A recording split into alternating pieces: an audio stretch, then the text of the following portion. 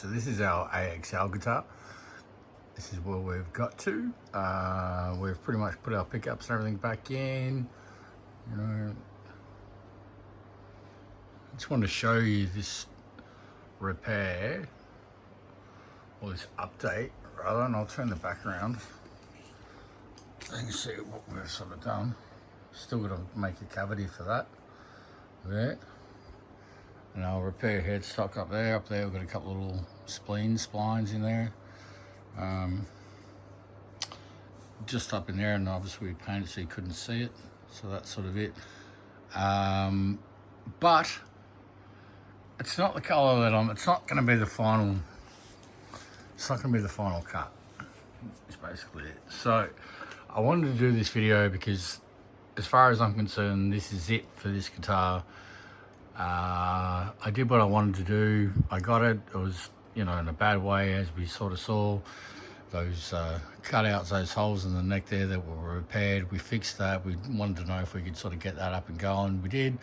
Painted the headstock there, the sort of same sort of colour. That was the best sort of colour match we could kind of find for what it kind of was. And that was the whole, I guess, thing for me, was trying to get it back to how it kind of was. What was this guitar, and it's kind of what it was. It was an AXL guitar.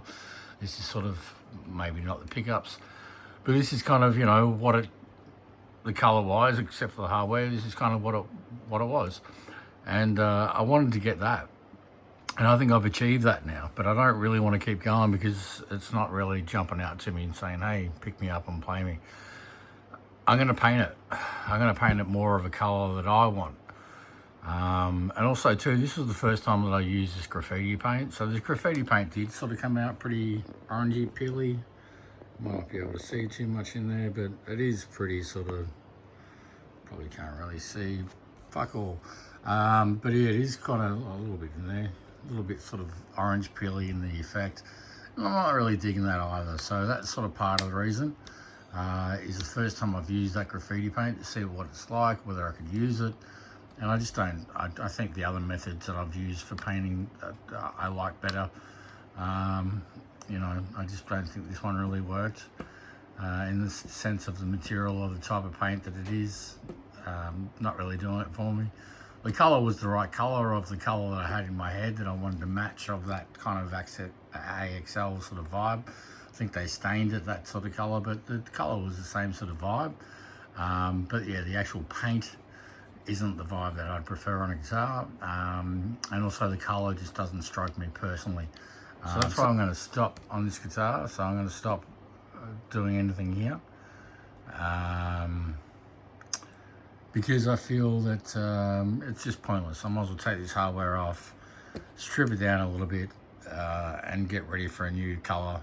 Colour that I prefer, something that I want in my collection, of something I'm going to play, something that makes me want to pick it up. I look at it and go, oh, I want to grab that. This thing just isn't doing it to me or for me at the moment. So, but again, I wanted to do this video because I wanted to show you that, that's our AXL. I'm going to call it completed, even though it's technically not, but say, our AXL is completed in the sense of, we restored it back to what it kind of was, what this guitar would represent when it came out, kind of thing. This is the vibe. Like I said, might be a few slight differences there, but the guitar itself, it is what it would have been.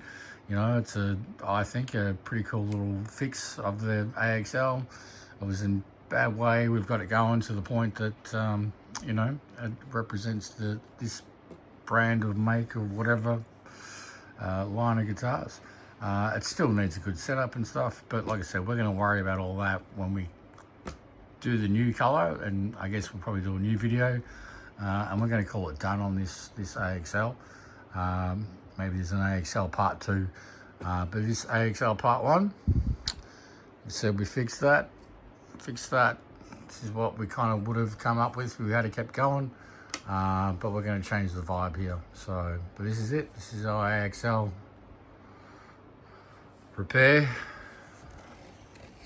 from what we had.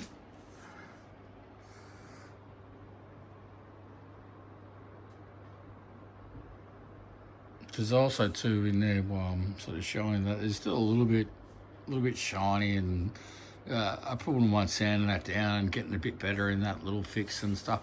Like there's little fixes that I could have kept going for this particular guitar to get it for this particular finish, and you know, and kept going. But it's damn close to being completed in this fashion. But like I said, I'm just not happy with this fashion. So I'm going to stop it here, call this particular AXL version part 1 done, and start stripping it back and getting it ready for part 2.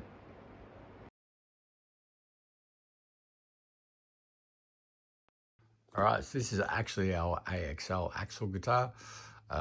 So we didn't like the red, so we got rid of that. We went with this green, more of the acrylic finish that I do, just, you know, rubbing it on with a rag, nitro over the top in the end. We did have our little issue that we've had there, that little dip popped back on us.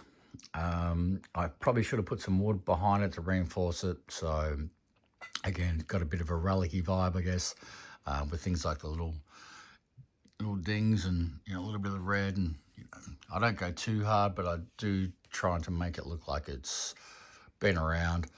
I don't really do, you know, brand new finishes like it looks like it's just come off a factory floor. That's not really my thing. It look great, but it's just not my forte of what I try and like to do. I just try and make something that looks like it's, you know, been around for a bit and it's had a bit of a life. So yeah, I'm quite happy with how it's come up. We end up putting the Gibson 498s or whatever it is, you know, the ones 49, can't remember on the top of my head. I know there's 2 different sets, but the main ones there, they were out of a Gibson LPJ that I had, which I ended up putting some Seth Lovers in that. So these things come out, because they're in that LPJ, they don't have the original, they don't have the adjustable pole pieces. They are a 4-conductor wire though, so they could be split. I did try the split, didn't like it, so I've just kept them as normal humbuckers.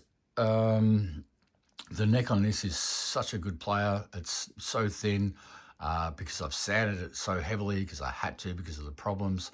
But the result of that was actually turning into probably one of the best playing guitars that I have, because I had to overly sand it. It wasn't intentional, but the result from that, like I said, just come out that this thing's ended up being a great player. So that's our headstock in the end. We went for those little button ones at the back. What we did over there, we still haven't made a cover for that yet. A little bit of oil finish. We did paint the back of the headstock with the same color of the red that we did originally, literally just to try and mask up some of that finish. You can still obviously see that the repair was there, but I wanted it to make it look like it was worn out, to sort of give it a bit more of a natural kind of a finish, if you will, and sort of cover up that bit as much as it'll cover up those little issues as much as we sort of could, so it wasn't quite as noticeable. And yeah, it is just, it's so smooth. It's just such a good plain neck. I don't know if you remember the little chip that was in there. That fell out at some point. I'm not sure if it's if I end up capturing that on a video, but yeah, that fell out in there. I had to fill that back up. You could actually see the truss rod. So yeah, that whole disaster that someone did. I think the thing that I love most about this whole project, or this whole guitar, is when I saw how bad all that stuff was. Like, I literally got it in a trade. I can't remember what I traded, just some other just stuff that I had. The guy had it listed down as, you know, unrepairable or whatever it was. And the funny thing is because of all that neck and all the work that we've done, it's actually turned out to be probably one of the best playing guitars that I have. So it started off, like I said, a guitar that apparently wasn't going to be playable and unrepairable, and just somehow it's yeah, got its genuine Gibson pickups in there, and it's ended up being one of the best playing guitars that I have. It feels amazing to play, great neck, and it's turned out great. It's obviously a cheap copy, this AXL, but I love the look of it. I love playing it. Good electronics go a long way when it comes to these sorts of things, because obviously electric guitars, you know, all the in your amplifier and your speaker, your pickups, your electronic components, for me, you know, that's where the meat and potatoes are. If you can get something that's a decent bit of wood, great. But the tonality, in my opinion, is all the electronics. You know, acoustics, again, completely different story. Electrics, again, we've got genuine Gibson pickups in it. I think we even put, if I recall, I don't know if you can focus now. I thought we might have put some Gibson pots in there as well, but we didn't. Yeah, this is our AXL. So fixed the repairs, went from red now to green. And that's a killer. It's a great guitar. So we're going to call that done. We probably won't do any more on that. See how we go. One day we might put a bit of wood behind that and fix it.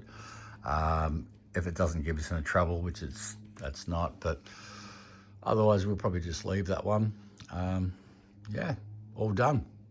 I hope you enjoyed the AXL.